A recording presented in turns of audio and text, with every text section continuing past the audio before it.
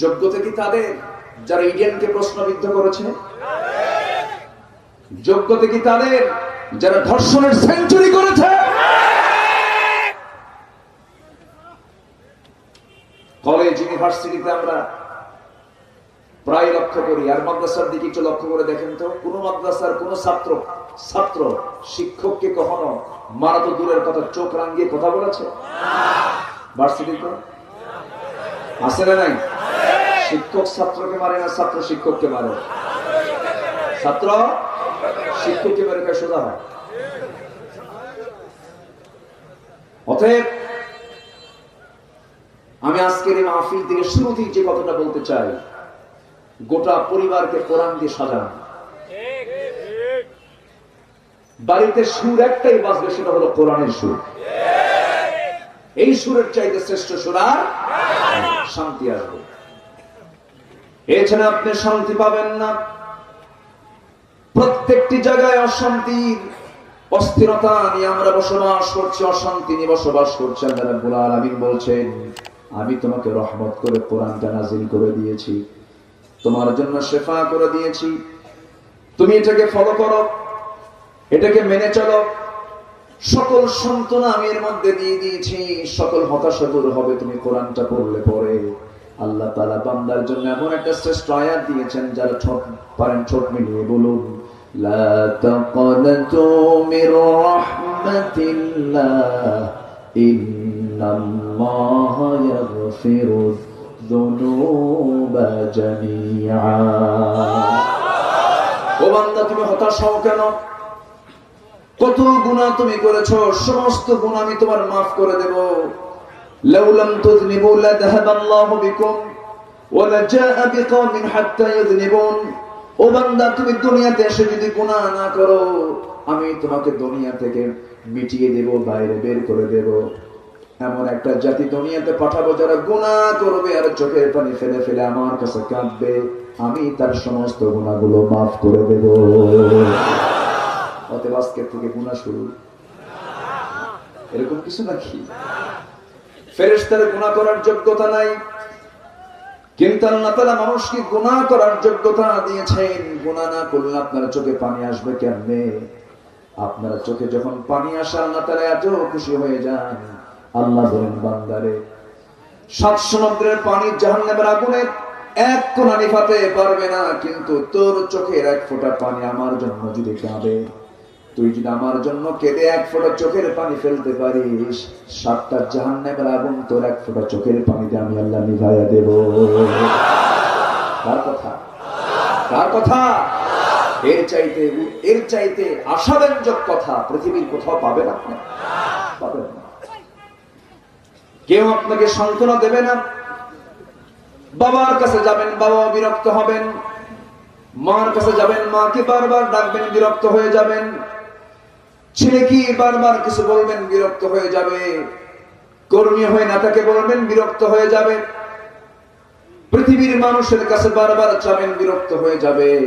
কিন্তু আমার আল্লাহ এমন আল্লাহ, পৃথিবীর সমস্ত মানুষকে বারবার ডাকলে বিরক্ত হয়ে যায়, আর আমার আল্লাহকে বান্দা বারবার ডাকলে আল্লাহ খুশি হয়ে যায়। ইযা তাকাররাবাল আবদু ইলাইয়া, যখন কোন বান্দা আমার দিকে আসতে নাই, হেঁটে হেঁটে আমি তার দিকে দৌড়ে দৌড়ে যাই।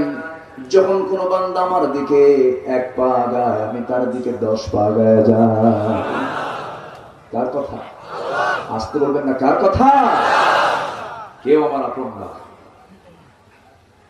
বউ আমাকে ভুলে যাবে, ছেলে আমাকে ভুলে যাবে, মেয়ে আমাকে ভুলে যাবে।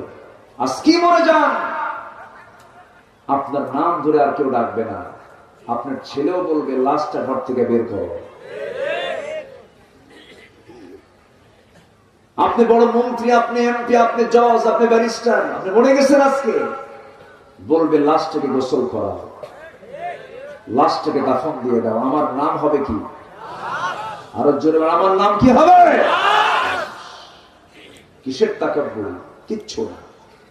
মান আকিয়াসুন নাস ওয়া হাযারুন নাস ইয়া রাসূলুল্লাহ।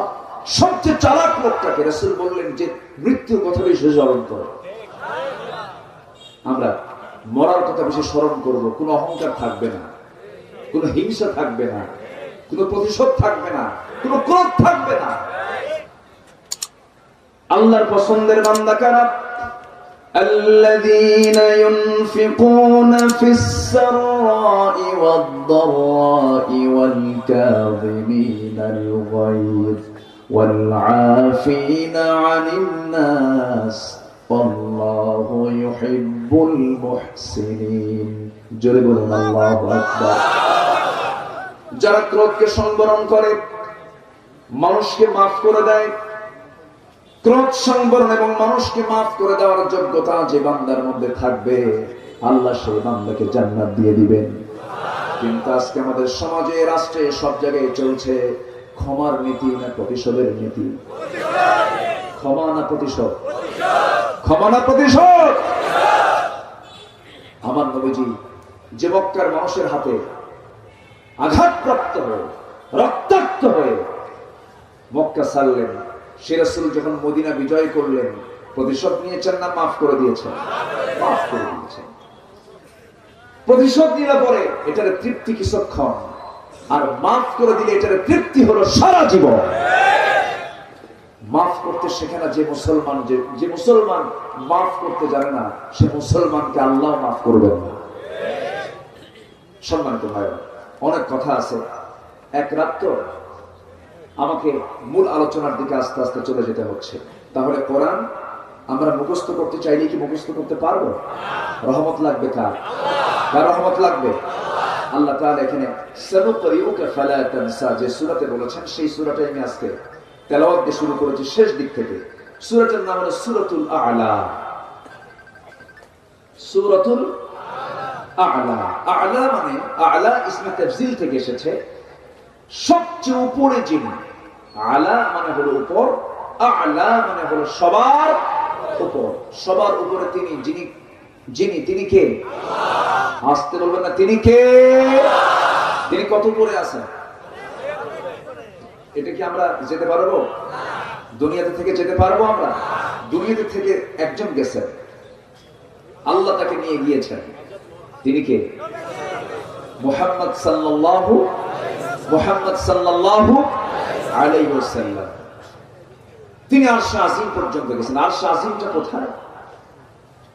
অনেক দূরে, আ'লা। এটার তাফসীর যদি একটু আধুনিক করা হয়, তাহলে একটু কথাগুলো একটু মনে হয় রসহীন হবে, কিন্তু একটু মনোযোগ দিয়ে শুনতে হবে। আমাদের মাথার উপরে এই বিশাল আকাশ, এই আকাশের কি কোনো খুঁটি আছে?